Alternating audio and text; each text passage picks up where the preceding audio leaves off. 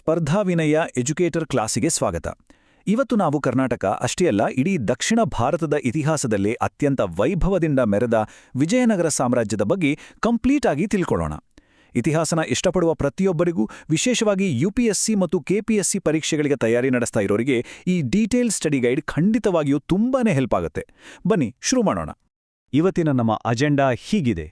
ಮೊದಲು ಸಾಮ್ರಾಜ್ಯದ ಉದಯ, ಆಮೇಲೆ ಕೃಷ್ಣದೇವರಾಯನ ಸುವರ್ಣಯುಗ, ನೆಕ್ಸ್ಟ್ ಗ್ರಾಮ ಮತ್ತು ಮಿಲಿಟರಿ ಆಡಳಿತ, ಅದಾದ ಮೇಲೆ ಕಲೆ ಮತ್ತು ವಾಸ್ತುಶಿಲ್ಪ, ವಿದೇಶಿ ಪ್ರವಾಸಿಗರ ವರದಿಗಳು ಹಾಗೂ ಕೊನೆಗೆ ಪತನ ಮತ್ತು ಒಂದು ಸಣ್ಣ ಎಕ್ಸಾಮ್ ಕ್ವಿಜ್. ಭಾಗ 1. ಸಾಮ್ರಾಜ್ಯದ ಉದಯ, ತುಂಗಭದ್ರಾ ತೀರದಲ್ಲಿ ಸ್ಥಾಪನೆ.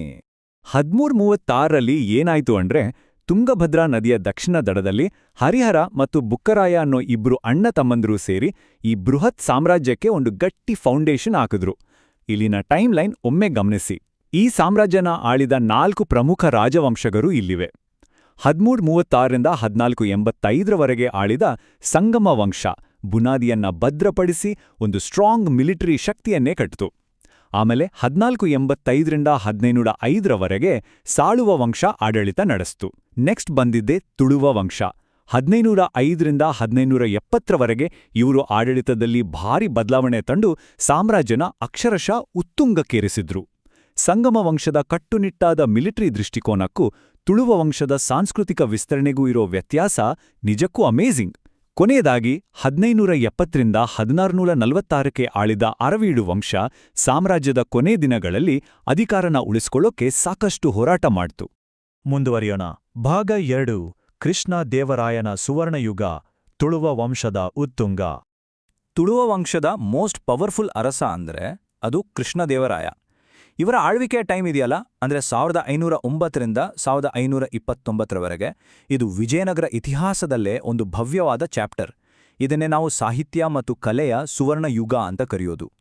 ಕೃಷ್ಣದೇವರಾಯ ಬರೀ ಯುದ್ಧ ಮಾರೋ ಪರಾಕ್ರಮಿ ಯೋಧ ಮಾತ್ರ ಆಗಿರಲಿಲ್ಲ, ಎಕ್ಸ್ಟ್ರಾಆರ್ಡಿನರಿ ಸ್ಕಾಲರ್ ಕೂಡ ಆಗಿದ್ರು. ಇವರಿಗೆ ಅಭಿನವ ಭೋಜ, ಆಂಧ್ರ ಭೋಜ ಮತ್ತೆ ಕರ್ನಾಟಕ ರತ್ನ ಸಿಂಹಾಸನಾಧೀಶ್ವರ ಅನ್ನೋ ಹೆಮ್ಮೆಯ ಟೈಟಲ್ಗಳಿದ್ವು.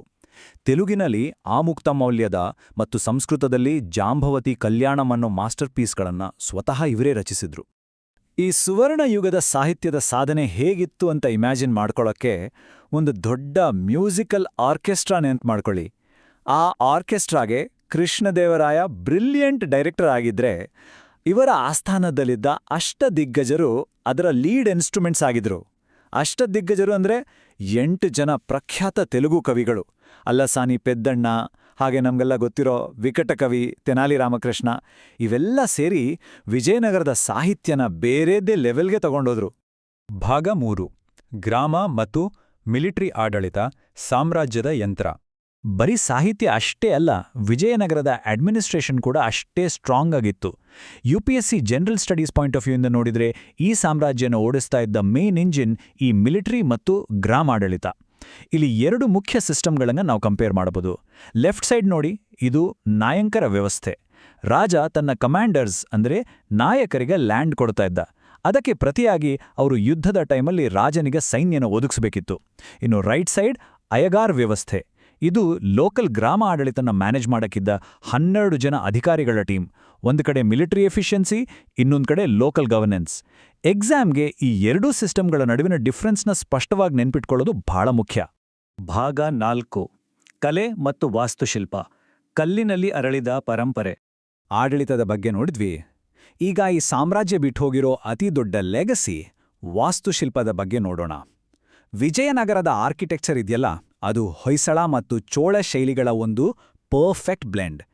ದೇವತೆಗಳ ಮದುವೆ ಮಹೋತ್ಸವಗಳಿಗಾಗಿಯೇ ವಿನ್ಯಾಸ ಮಾಡಿದ ಕಲ್ಯಾಣ ಮಂಟಪಗಳು, ಒಂದೇ ಕಲ್ಲಿನಿಂದ ಕೆತ್ತಿದ 1000 ಕಂಬಗಳ ಮಂಟಪಗಳು, ಬೃಹತ್ ಏಕಶಿಲಾ ವಿಗ್ರಹಗಳು, ಹಾಗೆ ಮುಗಿಲೆತ್ತರದ ಗೋಪುರಗಳು.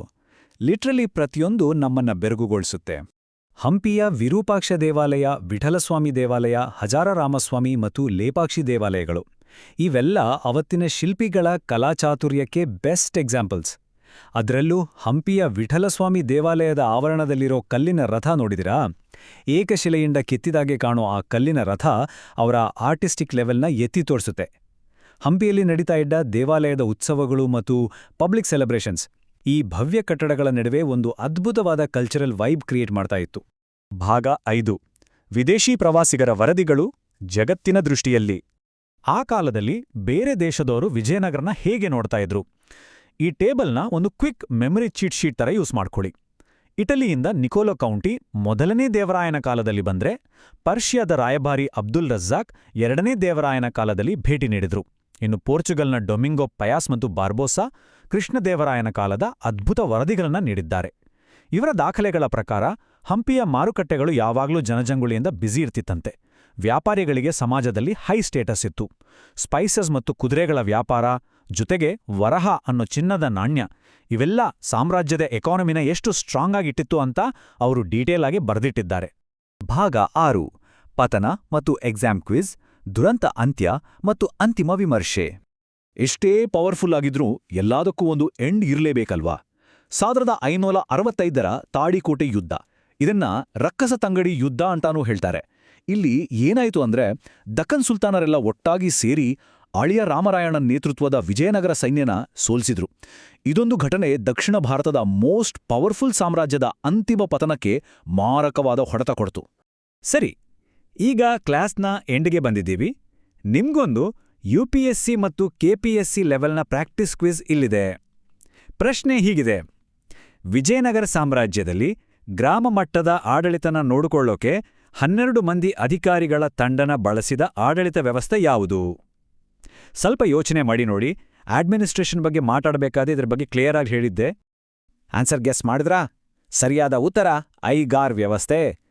ಕಮಾಂಡರ್ಸ್ಗೆ ಲ್ಯಾಂಡ್ ಕೊಡೋದು ನಾಯಂಕರ ವ್ಯವಸ್ಥೆ ಆದರೆ 12 ಜನರ ಟೀಮಿಂದ ಗ್ರಾಮಗಳನ್ನ ಮ್ಯಾನೇಜ್ ಮಾಡೋದು ಐಗಾರ್ ವ್ಯವಸ್ಥೆ. ಈ ಡಿಫ್ರೆನ್ಸ್ನ ಎಕ್ಸಾಮ್ ದೃಷ್ಟಿಯಿಂದ ಮರಿಲೇಬೇಡಿ.